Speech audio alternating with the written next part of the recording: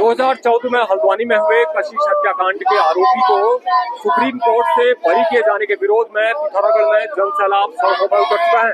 मैं आपको दिखाना चाहूंगा, हजारों की तादाद में जो लोग हैं वो सड़कों पर उतरकर जुलूस निकालते हुए इस रामलीला मैदान में पहुंचे हैं। लोगों की मांग है कि कशिश के जो हत्यारे हैं उसको बरी न किया जाए, बल्कि उससे सख्त सजा दी जाए।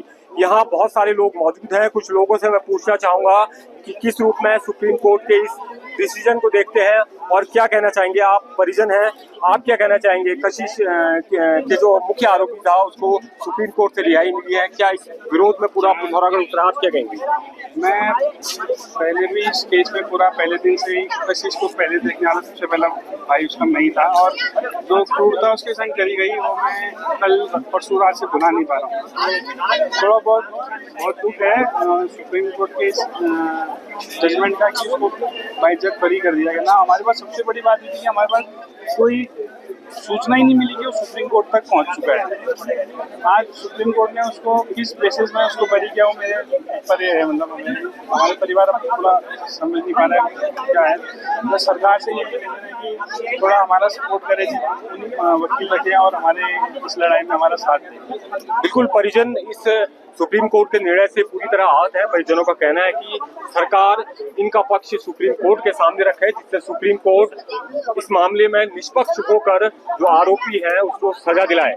आज जो यहाँ पे हमारी बेटी कशिश के साथ जो अन्याय हुआ है, या अन्याय सिर्फ कशिश के साथ ही है, यह हर उस बेटी के साथ है, हर उस महिला के साथ है, हर उस बहन के साथ की पीड़ा है जिसके साथ अन्याय हुआ है। ये हर उस महिला की चीख है। पहले कशिश के साथ बलात्कार होता है, फिर उसकी हत्या होती है, लेकिन सबसे बड़ा अपराध ये होता है कि हमारी बेटी कशिश को जो सुप्रीम कोर्ट है वहाँ से उसे न्याय नहीं मिलता, जबकि हाई कोर्ट से जो आरोपी था उसको फांसी की सजा सुनाई जाती है। वही दूसरा अपराध ये है कि जो हमारी बेटी है उसके घर वालों को पता नहीं चलता है कि सुप्रीम कोर्ट में आरोपी ने रिट दायर करी है।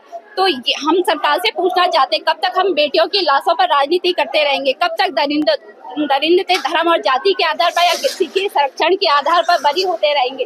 कब तक हम अपनी बेटियों को राजनीतिक पार्टियों के उसमें तोलते रहेंगे? तो दरिंदा होता ही है, वो किसी राजनीतिक पार्टी का नहीं होता है, वो किसी जाति धर्म का नहीं होता है। अपराधी है। तो हाँ, आज हम इस आंदोलन के माध्यम से सरकार को ये सचेत करना चाहते हैं कि आप न्याय कीजिए, क्योंकि इसमें सबसे बड़ा अपराध अगर हम कहेंगे तो सरकारी वकील और सरकार का भी है, क्योंकि आज जो हमारी बिटिया के साथ न्याय नहीं हुआ है, ये सिर्फ एक छोटा सा संदेश है सरकार को। अगर आपने हमारी बेटियों के साथ न्याय नहीं किया तो ये आंधी, ये तूफान और भी बढ़ता चला जाएगा। और जब तक हमारी बेटियों को संरक्षण नहीं मिलेगा तब तक हम सड़कों पर रहेंगे, सड़क से सदन तक जाएंगे और अपनी आवाज को बुलंद करते रहेंगे। क्या करना चाह रहे हैं? सबसे पहले बताना चाहती हूँ कि हमारी बेटी के साथ यहाँ न्याय बिल्कुल नहीं हुआ है। ये सब बहुत गलत फैसला लिया गया है। इसके लिए हम सब एकजुट होकर अपनी बेटी के लिए लड़ेंगे, और जब तक हमारी बेटी को न्याय नहीं मिलता हम लगातार यह संघर्ष जारी रखेंगे। और यहाँ सभी को पता है, यहाँ आज हम लोग यहाँ पे एकत्रित हुए हैं, हम न्याय मांगने को एकत्रित हुए हैं। आज हम किसी से कुछ मांग नहीं रहे हैं। आज हमें हमारा संविधान है, हमें न्याय दिलाने का हमारा संविधान कहता है कि हमें न्याय का अधिकार है। हम अपने अधिकारों की लड़ाई लड़ रहे हैं और हमें न्याय मिलना चाहिए। धन्यवाद। नाम ममता भट्ट।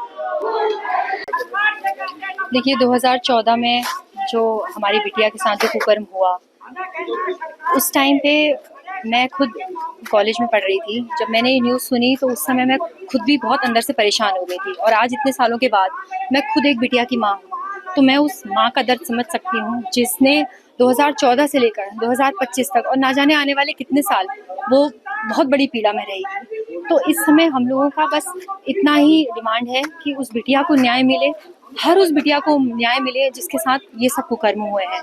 आज हम लोग इसीलिए एकत्रित हुए हैं यहाँ पर, ताकि हमारा जो न्यायपालिका है उसमें कुछ ऐसे बदलाव आए जिसकी वजह से आगे कभी भी कोई भी इस तरह के कुकर्म ना हो पाए।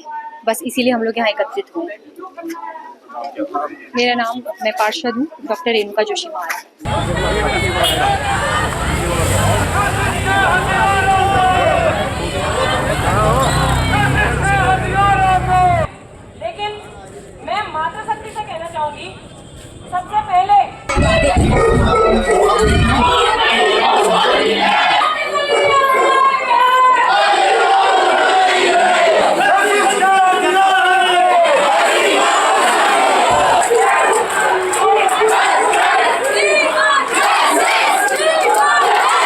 पिथौरागढ़ से राकेश पंत, आज तक।